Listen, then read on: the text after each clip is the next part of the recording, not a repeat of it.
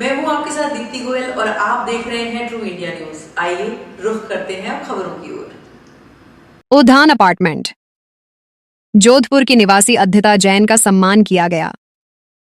सुश्री अद्धिता जैन ने CBSE board में 99.4% अंक प्राप्त कर राजस्थान गुजरात में द्वितीय स्थान प्राप्त किया। इस सम्मान समारोह में सोसाइटी के समस्त निवासी गणों ने भाग लिया। सोसाइटी के वयोवृद्ध निवासी श्री गोपी किशन बोहरा ने स्मृति चिन्ह तथा निर्मल सिंघवी सचिव ने माल्यार्पण तथा श्री गजेंद्र सिंघल अध्यक्ष ने सुश्री अद्विता जैन को साफा पहनाकर सम्मान दिया। सुश्री अद्विता जैन ने अपने भाषण में कहा कि मेरी सफलता के पीछे मेरे माता पिता नानी श्रीमती बरखा रानी भंसाली तथा गुरुजनों का आशीर्वाद था। अंत में सोसाइटी के सचिव श्री निर्मल सिंघवी ने पधारे हुए समस्त निवासियों का आभार प्रकट किया।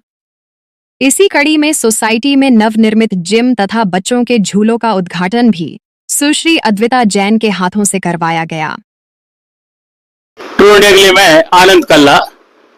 बात आज शिक्षा जगत से जुड़ी हुई, एक ऐसी शख्सियत से जुड़ी हुई जो अपना नाम तो करती ही, अपने परिवार का नाम भी करती है। और जोधपुर के जहां अशोक उद्यान की बात करते हैं, उद्यान के साथ ही जहां जुड़ा हुआ है उद्यान अपार्टमेंट, वहां रहती है।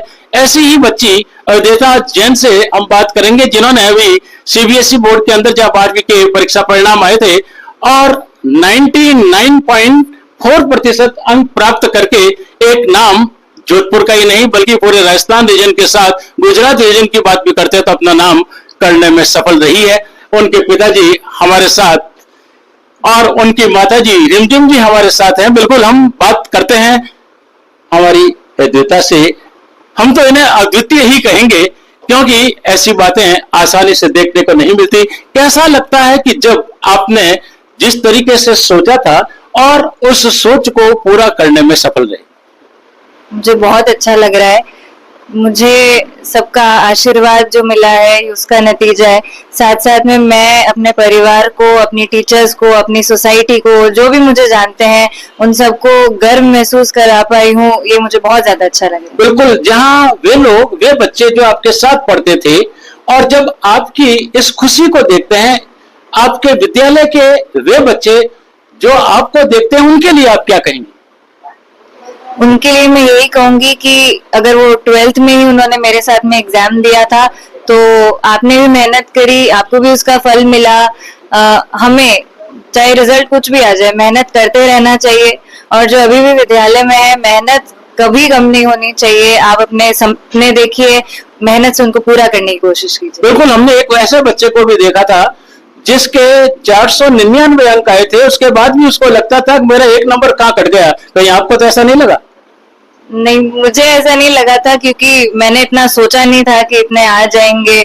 और जो आए, मैं उसके लिए बहुत खुश हूँ। मैं बहुत धन्यवाद देती हूँ सभी को, भगवान को। तो मैं संतुष्ट हूँ क्योंकि यही बहुत बड़ी चीज है मुझे जो लगा। बिल्कुल, आगे का क्या लक्ष्य रहेगा? आगे मैं लॉ परस्यू करना चाहती हूँ, जिसके लिए मैंने क्लैट एग्जाम भी क्लियर किया है। तो मैं लॉ करके समाज सेवा में कुछ करना चाहती हूँ, सिविल सर्विसेज में भी। बिल्कुल, तो यहाँ जहाँ उसकी बधाई भी हम आपको देना चाहेंगे क्योंकि जहाँ क्लैट की बात आती है और अब आप एनएलयू के अंदर कहीं न कहीं जाएगी और अपना नाम फिर जोधपुर का आगे करेगी। कुछ लोग ऐसे होते हैं जो आईएएस की ओर जाना चाहते हैं, तो क्या वो भी लक्ष्य रहेगा? जी बिल्कुल। पहले तो लॉ कॉलेज में मैं थोड़ा एक्सप्लोर करना चाहूंगी कि मैं कहाँ कहाँ जा सकती हूँ। और कुछ संविधान रिलेटेड हो तो वो मुझे काफी ज्यादा पसंद आता है, जिसमें हम लोगों से भी कुछ इंटरेक्ट करें। जो सिविल सर्विसेज है, समाज सेवा, तो वो भी डायरेक्शन ओपन है। बिल्कुल, जहां देश के अंदर कानून की बात करते हैं, कानून बदलते रहते हैं और आवश्यकता के अनुसार बदलने भी चाहिए। ऐसा क्या कानून आप बदलना चाहेंगी या किसकी आप चाहत रखती है जिससे कि समाज को, देश को एक नई दिशा मिल सके?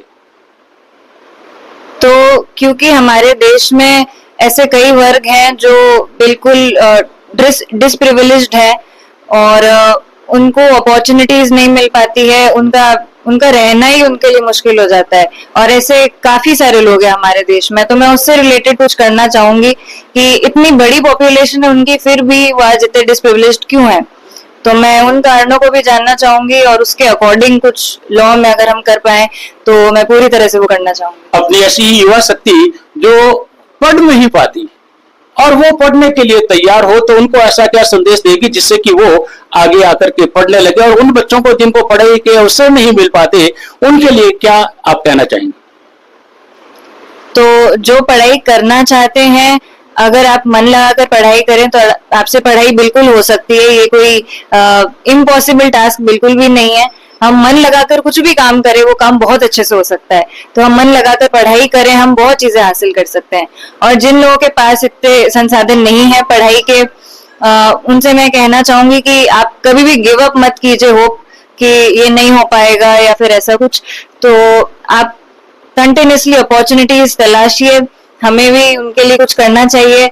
और बस नेवर गिव अप का एटीट्यूड होना चाहिए, क्योंकि जीवन में चाहे एज कुछ भी हो, सीखने का, पढ़ने का मौका सभी को मिलता है। बिल्कुल। आपकी पहली गुरु जो होती है वो कौन होती है? मम्मी और पेरेंट्स होते हैं। तो हम मम्मी से भी बात करेंगे कि जब इसको पढ़ना होता था और पढ़ने के दौरान जब ये खाना पीना पसंद नहीं करती और उनको खिलाना पड़ता, क्योंकि आप वैसे तो इंजीनियरिंग के अंदर जहां पढ़ाने का काम भी करती थी, तो रिमझिम जी क्या कहेंगी अपनी बच्ची के लिए, अपने पूरे अपार्टमेंट के लिए, किस तरीके से उनका सहयोग मिला कि ये बच्ची आज अपने जोधपुर का और राजस्थान का नाम कर पा रही? तो मैंने इसको हमेशा यही कहा कि तुम्हें मार्क्स के पीछे नहीं भागना है, रिलैक्स रहो, आराम से जितना हो सके करो, स्ट्रेस आउट नहीं होना है और चिल रहो, बिल्कुल आराम से करो। क्योंकि जब हमारा माइंड फ्री होता है तभी मुझे लगता है वो पैराशूट की तरह उड़ सकता है। तो मुझे हमेशा यही लगा बच्चे को कभी भी प्रेशराइज नहीं करना, क्योंकि वो ऑलरेडी इतनी चीजों को देख रहे हैं, स्कूल से जो पढ़ा रहे हैं टीचर्स इतना बढ़िया पढ़ा रहे हैं। तो मैंने कहा, और बाकी इसका हमेशा से रहा है कि ये हर चीज को रिसर्च की तरह देती है। अब कोई भी टॉपिक होता है तो उसमें इतना डीप जाने की कोशिश करती है, उसके बारे में सारे एस्पेक्ट्स जानने की कोशिश करती है। तो ये एक इसका नेचर जो है ये मुझे बहुत अच्छा लगता है, जो इसको आगे शायद डेफिनेटली लॉ में बहुत हेल्प करेगा और आगे जो सर्विसेज है उसमें भी ये काफी अच्छा करेगी, आई एम श्योर। तो हमेशा यही मैंने कहा कि बेटा रिलैक्स होके पढ़ो, तभी आप मन से पढ़ोगे। और क्योंकि ये सब्जेक्ट्स इसके डेफिनेटली बहुत पसंदीदा है, क्लास 6 से ही मतलब इसको SST फेवरेट था इसका सब्जेक्ट, और वही हमने इसको वो छूट दी कि तुमको जो करना है करो। तो वो ये पूरा एक्सप्लोर कर पाई और इसने इसीलिए डेफिनेटली बहुत अच्छा परफॉर्म कर पाई है। बिल्कुल। जहां आप इंजीनियर थे, यहाँ आप जो है कि इनकम टैक्स से इंजीनियरिंग से संबंध रखते हैं, और बच्ची जब जो है कि आर्ट्स की ओर जाने लगती है, तो कुछ ऐसा महसूस नहीं हुआ कि ये इधर कहाँ जा रही है? ऐसा बिल्कुल भी महसूस नहीं हुआ, क्योंकि मैं एक अंदर से बहुत मेरा स्ट्रॉन्ग फीलिंग है कि हर पेरेंट को बच्चे को उड़ने का मौका देना चाहिए। वो क्या करना चाहता है उसको एक मौका जरूर मिलना चाहिए, तभी वो अपनी उड़ान भर पाएगा। और मेरा ऐसा कभी भी ये थॉट नहीं था कि इसको इंजीनियर ही बनना है, और तो इसके 10th में इसने बहुत अच्छा स्कोर किया, पर हमारा कभी भी हमने ये नहीं कहा। मैंने कहा जो आपको पसंद है वो करो, और उसी में आप करोगे तो डेफिनेटली एक्सेल करोगे। तो ये थॉट हमारा हमेशा ही रहा है। बिल्कुल। जहाँ माताजी ने अपनी बात कही, पिताजी से बात करेंगे, आपके नाम को भी जानना चाहेंगे। क्या काम है आपका और किस तरीके से बच्चे को आप तैयार कर पाए? मेरा नाम निखिल है, और बच्चे के साथ तो मैं इसको ऐसा बोलूंगा कि इसके साथ कुछ मेहनत हमने भी की। हमने सिर्फ मेहनत ऐसे की कि ये कहाँ जा रही है या कैसे जा रही है वो इसके ऊपर छोड़ दिया, बट ये क्या पढ़ रही है और कैसे पढ़ रही है इसके ऊपर हमने थोड़ा थोड़ा इसको कोच जरूर किया कि डायरेक्शन इम्पोर्टेंट है, रिसर्च ओरिएंटेशन इम्पोर्टेंट है, और उसके बाद प्रेजेंटेशन इम्पोर्टेंट है। तो सारे एस्पेक्ट्स को कवर ये करे, इसका मैंने सबकी इनडायरेक्टली ध्यान जरूर दिया। डायरेक्टली तो मैं कभी इसके सामने नहीं आया, बट सब क्या कर रही है मेरी नजर जरूर इसके ऊपर रहती थी, ताकि ये जब मेरे से डिस्कशन हो या ये कुछ मेरे से डिस्कस करना चाहे तो मैं प्रिपेयर्ड रहूं और ये प्रिपेयर्ड रहे। तो तब क्या लगता है कि एक अच्छा डिस्कशन हो रहा है, कॉन्फिडेंस बढ़ता मेरा भी और इसका भी। बहुत बहुत धन्यवाद। बिल्कुल हमारे साथ जहां जुड़े हुए हैं क्षेत्र के लोग भी, अपार्टमेंट के लोग भी, यहाँ के पदाधिकारी भी, और आज के इस कार्यक्रम को भी जब यहाँ किया गया तो उनसे भी जानना चाहेंगे कि जब एक समाज से जुड़ी हुई बच्ची जो आपके जान पहचान के और इस अवसर पर जब वो ऐसा सब कुछ कर पाती है तो कैसा लगता है? नाम आपका? मैं बरखा रानी बंसाली। मैं अद्विता की नानी हूँ, और more than 34 years I was in the St. Patrick's Convent School teaching there as a teacher. और अद्विता को मैंने बचपन से देखा है, बचपन से अपने हाथों में खिलाया है मैंने इसको। यही नहीं, मेरे साथ में मैं अपने सेंट पैट्रिक्स में ये 4 साल इसने निकाले हैं और मैं इसको साथ में लेके जाती थी, साथ में लेके आती थी। और मैं ये सोचती हूँ कि मेरे से ज्यादा शायद इसके पेरेंट्स भी इसको नहीं जानते, इतना मेरे को कॉन्फिडेंस है। क्योंकि ये इसने जब 12th का एग्जाम दिया, इसके पेरेंट्स को कॉन्फिडेंस था या नहीं था मालूम नहीं, लेकिन मुझे कॉन्फिडेंस था कि शी विल टॉप।